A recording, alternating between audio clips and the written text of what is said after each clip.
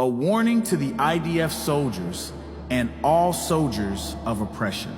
To the soldiers of Israel, to the Americans who march beside them, and to every foreign soldier who joins this machinery of death against the Palestinian people, this is a message to you. You have been told you are warriors of light, defenders of your homeland, champions of your people, but strip away the lies. And what are you? You are men with rifles pointed at starving families. You are women in uniform enforcing blockades that starve children of bread and milk. You are not saviors, you are servants of cruelty.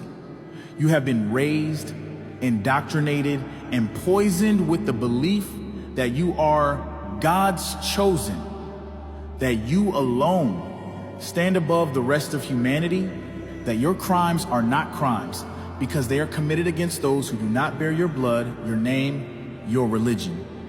You were told that to slaughter the Palestinian child is no crime because he is not one of you. That to break the bones of the hungry old man is no sin because he does not belong to your people. That to starve a nation into famine, to bomb its homes, to force mothers to watch their children waste away, this is not murder in your eyes, but divine permission. And worse still, you lied to the world by saying you are the most moral army in the world. You claim that your bombs are clean, that your massacres are justified, that every dead child is the fault of someone else. You wrap genocide in the language of morality, pretending you are righteous while you slaughter the defenseless. But your claim of morality is the greatest lie of all. For no moral family, no moral people, no moral soldier would take pride in burying children under rubble and starving millions into silence. What greater blasphemy can there be than to claim that God himself has given you license to torture and to kill? You claim to be the children of God, yet you defy the very commandments of God. You claim holiness, but your hands drip with the blood of innocents. You are not serving God, you are serving the devil. Every time you destroy a home, every time you starve a family, every time you kill a child and laugh about it, you are offering your soul to darkness. You are not warriors of light. You are agents of evil. Look at Gaza. Look at the faces of the hungry. Look at the hollow eyes of mothers clutching lifeless babies, their bodies too frail to cry. Look at fathers who wander the rubble, searching for food while knowing there is none left to find. This famine is not nature's cruelty. It is not drought or accident. It is you. It is your checkpoints, your blockades, your bombs upon bakeries, your destruction of fields and wells. It is you starving a people as a weapon of war. And you dare call yourselves human while watching the weakest waste away. What shame could be greater? What humiliation could be heavier? You soldiers carry not honor on your shoulders, but the screams of children who die thirsty under your watch. And still, some of you boast of it. You take pictures smiling over the ruins of the families you destroyed. You write messages on the bombs that crush children. You stand with pride beside burning homes, as though the suffering of the innocent were your trophy. This is not bravery. This is not defense. This is proof that you have lost your humanity. You wear your cruelty as a badge of honor, blind to the fact that it marks you forever as butchers of the weak, barbarian, heartless, arrogant, inhuman, cowards. That is what you have become. And know this, you are hated across the world. From east to west, north to south, humanity despises you. No money in your pocket, no paycheck from your government, no promise of reward can ever justify what you are doing. The blood of children is not a salary. Murder is not a career. Genocide is not a job. And do not tell us you are just following orders. The whole world has heard that excuse before.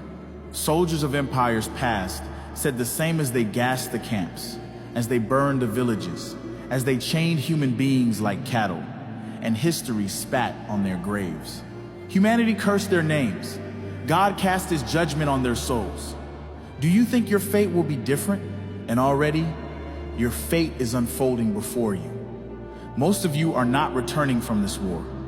Many of you are falling in the streets of Gaza, dying in a land you thought you could conquer with impunity. And some of you, tormented by the visions of what you have done, the children you starved, the families you buried, are turning your weapons on yourselves. Suicide becomes your escape. because you cannot silence the screams that haunt your nights. Even your own souls cannot bear the crimes your hands have written. One day, your weapons will fall silent forever. One day, your uniforms will turn to rags, your medals to rust. One day, you will be stripped of everything you hide behind. You will stand alone, no commander, no general, no government to shield you, alone before the Almighty, alone with the cries of the children you buried. What will you say? That you were chosen? That your flag gave you permission? That your generals promised you paradise in exchange for genocide? That you needed the money? That you believed you were moral? None of these lies will save you. None of these excuses will protect you.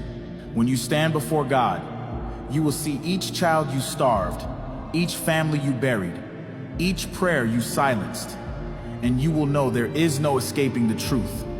You thought you were mighty. You thought you were untouchable. You thought your crimes were holy. But history will remember you not as heroes, not as defenders, but as cowards who bombed the hungry, executioners who starved the weak, arrogant barbarians who glorified cruelty, heartless and inhuman tyrants who dared to pretend they were serving God when in truth you served only the devil. Your shame will outlive you. Your deeds will follow your children and your children's children, and the world will spit on your legacy, just as it spits on the memory of all murderers who thought themselves eternal. Soldiers of Israel, soldiers of America, soldiers of all nations who lend their boots and their bullets to genocide, stop. Lay down your weapons. See the humanity of those before you. For the graves you dig for others are the graves you dig for yourselves. Because one day when your body returns to dust and your soul stands in judgment, you will face the cries of Gaza. You will face the famine you caused. You will face the children you denied bread, the mothers you made bury their babies.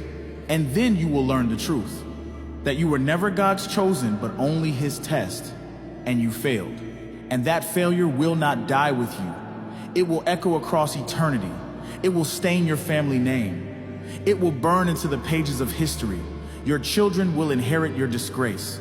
The world will remember you not for courage, not for sacrifice, not for service, but for slaughter, for famine, for genocide, for being barbarian, heartless, arrogant, inhuman cowards who thought money could buy forgiveness, who lied that they were moral, and who in truth bowed not to God but to the devil.